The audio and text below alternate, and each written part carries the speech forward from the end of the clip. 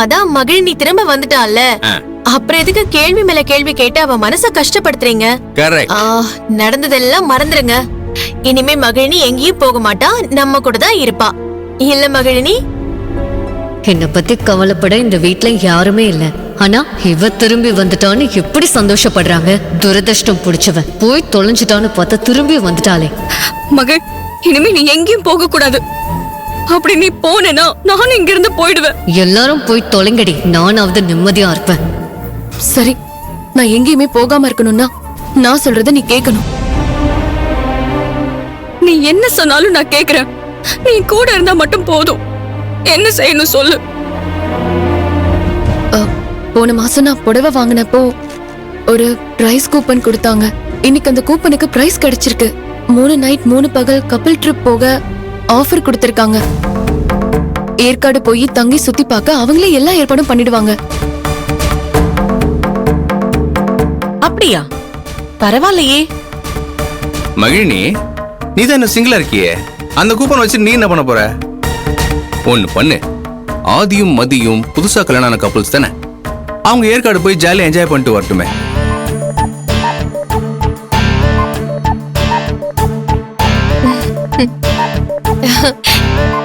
Super ஐடியாங்க. ஆதி தம்பியும் மதியும் honeymoon போயிட்டு வரட்டும். You are the lucky couple. நீங்க 2 பேரும் தான் ஹனிமூன் போக போறீங்க. அது நல்ல ஐடியா தான். ஆதி, மதிய கூட்டிட்டு ஏற்காடு போயிட்டு ஜாலியா சுத்திட்டு வா. எப்படியோ நம்ம அம்மா உன்ன ஹனிமூன் அனுப்ப மாட்டாங்க. இந்த சான்ஸ மிஸ் பண்ணிடாத. ஒரு நல்ல ஆஃபர் கிடைச்சிருக்கு. இப்படி யோசிக்கிறீங்களே, எவ்வளவு நாள் தான் வீட்லயே அடைஞ்சு கிடப்ப? நீ ஆதி தம்பியை கூட்டிட்டு போயிட்டு வா. அண்ணி, அதெல்லாம் வேண்டாம் அண்ணி. அம்மாக்கு விஷயம் தெரிஞ்சா ரொம்ப வருத்தப்படுவாங்க. டேய் டேய் டேய் டேய் டேய், ஆலப்பர். அம்மா இருந்தா மட்டும் அப்படி சந்தோஷமா உங்க 2 பேரும் வழி அனுப்பி வச்சிருவாங்க.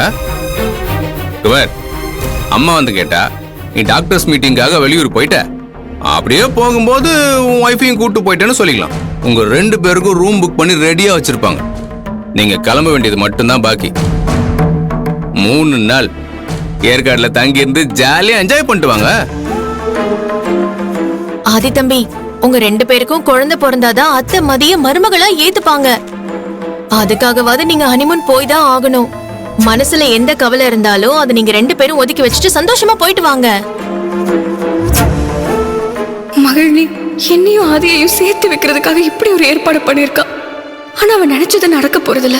அவளையும் ஏற்காட்டுக்கு கூட்டிட்டு போகணும். மகிழ்னி எதுக்காக ஆதியை வெறுத்தாங்கிற உண்மைய அவ வாயில இருந்தே வர வைக்கணும். அப்பதான் அவங்க 2 பேரையும் சேர்த்து வைக்க முடியும். மதே, என்ன ஏன் இவ்வளவு டீப்பா யோசிச்சுட்டு இருக்கிற? அது ஒண்ணும் இல்ல, நானும் ஆதியும் ஏற்காடுக்கு போயிட்டா மகிழ்னி இங்க தனியா இருப்பா.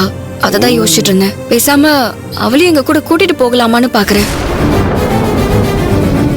ஆஹா, நம்ம மதி பக்கம் பால போட்டா அவ மகிழினி பக்கத்தை திருப்பி விடுறாளே. இல்ல, என்ன பத்தி நீ கவலைப்பட வேண்டாம். எனக்கு தான் இத்தனை பேர் துணையா இருக்காங்களே.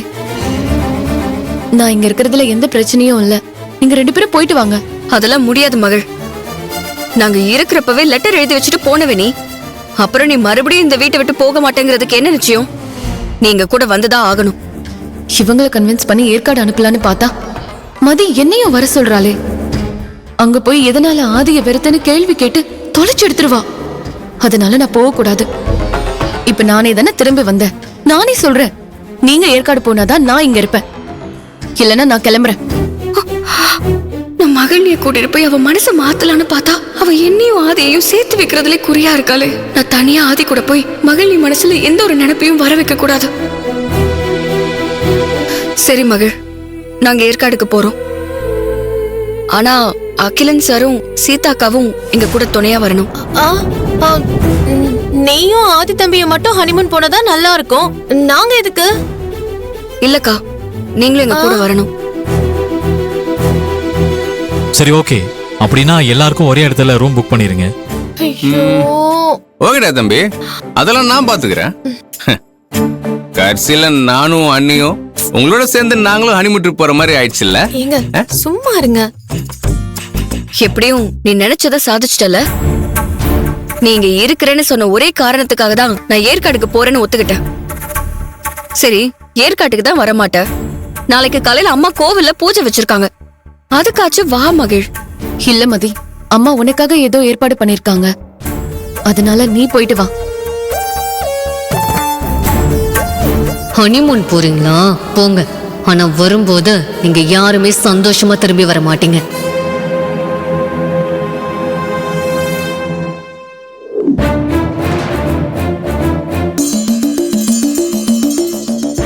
யாதி, உனக்கு மகள் நீ நம்ம கூட ஏற்காடு வர்றது பிடிக்கலையா? அவ வரமாட்டேன்னு சொன்னப்போ நீ அவளை கன்வின்ஸ் பண்ண ட்ரை பண்ணவே இல்லையே, ஏன் அது இப்படி நடந்துக்கிற? இங்க பாரு மதி, நான் அவளை வர சொல்லி கன்வின்ஸ் பண்ணவும் இல்லை, அதே மாதிரி அவளை வரக்கூடாதுன்னு சொல்லவும் இல்லை. நான் நியூட்ரலா தான் நடந்துக்கிட்டேன். அப்படி இருக்கும்போது என்ன எதுக்கு குறை சொல்லிட்டு இருக்க? அவ வரலைன்னா நான் அதுக்கு என்ன பண்ண முடியும் மதி? நீ அவளை கூப்பிடாம அமைதியா இருந்ததை பார்த்ததும் அவ வரது உனக்கு பிடிக்கலன்னு அவ புரிஞ்சுக்கிட்டா. நம்ம வான்னு ஒரு வார்த்தை சொல்லிருந்தா போதும், மகள் நீ கண்டிப்பா வந்திருப்பா. உன்னாலதான் அவ வர முடியாதுன்னு சொல்லிட்டா. ஆமா மதி, அவ வரது எனக்கு பிடிக்கலதான். ஆமா, அவ எதுக்காக நம்ம கூட வரணும் சொல்லு? அவ வந்தா என்னென்ன பிரச்சனை வரும்னு எனக்கு நல்லா தெரியும். அவ வந்தா நீ சும்மா இருப்பியா? என் கூட சேர்த்து வைக்கணும்னு என்னென்னவோ பண்ணுவ. அவ ஓ மேல டென்ஷன் ஆவா, பதிலுக்கு நீ அவ மேல டென்ஷன் ஆவ. மகிழ் நீ வந்தா இதுதான் நடக்கும். இல்ல ஆதி, அது வந்து இங்க பாரு, நான் ஏற்கனவே கோயில்ல வச்சு உங்க 2 பேர்கிட்டயும் என் முடிவை தெளிவா சொல்லிட்டேன். இனிமே என் வாழ்க்கை விதிப்படிதான் நடக்கும்.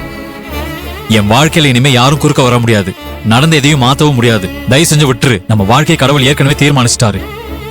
இப்ப என் மனசுல இருக்கிற ஒரே பிரச்சனை என்னன்னா, நான் எப்படியாவது எங்க அம்மா மனசை மாத்துறது மட்டும்தான். சொல்ல வேண்டியதெல்லாம் சொல்லிட்டியா ஆதி? நீ எப்படி உன்னோட முடிவை சொன்னியோ அதே மாதிரி நானும் ஏற்கனவே என்னோட முடிவை சொல்லிட்டேன். என்னால உன் மனைவியா இருக்க முடியாது ஆதி. நான் உன்னையும் மகிழையும் சேர்த்து வைக்கதான் போறேன். உனக்கு ஞாபகம் இருக்கா, மகள் நீ எதுக்காக உன்னை வெறுக்கிறாங்கிறதுக்கு நியாயமான காரணத்தை சொன்னா நீ அவளை ஏத்துக்கிறேன்னு ஒரு வார்த்தை சொல்லிருக்க. அந்த காரணத்தை தெரிஞ்சுக்கணும்னா மகள் நீ நம்ம கூட ஏற்காடு வந்தாகணும் ஆதி. அப்பதான் அவன் மனசுல என்ன இருக்குன்னு என்னால கண்டுபிடிக்க முடியும். எனக்கும் அவ எதனால உன்னை வெறுத்தாங்கிறது தெரிஞ்சுக்கணும். அப்பதான் உன்னை கல்யாணம் பண்ணதுனால என் மனசுல உண்டான குற்ற உணர்ச்சி என்னை விட்டு போகும். அதுக்காகவாவது அவ ஏற்காடு வரட்டும் ஆதி. அங்க வச்சு நம்ம 3 பேரும் மனசு விட்டு பேசலாம். அப்பதான் மகள் நீ மனசு திறந்து உண்மையை சொல்லுவா. புரிஞ்சுக்கோ ஆதி.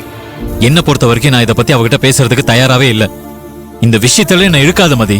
மகள் நீ எப்படியோ போகட்டும்லாம் விட முடியாது ஆதி. நாம 3 பேருமே நல்ல ஃப்ரெண்ட்ஸ், அதை மறந்துடாத.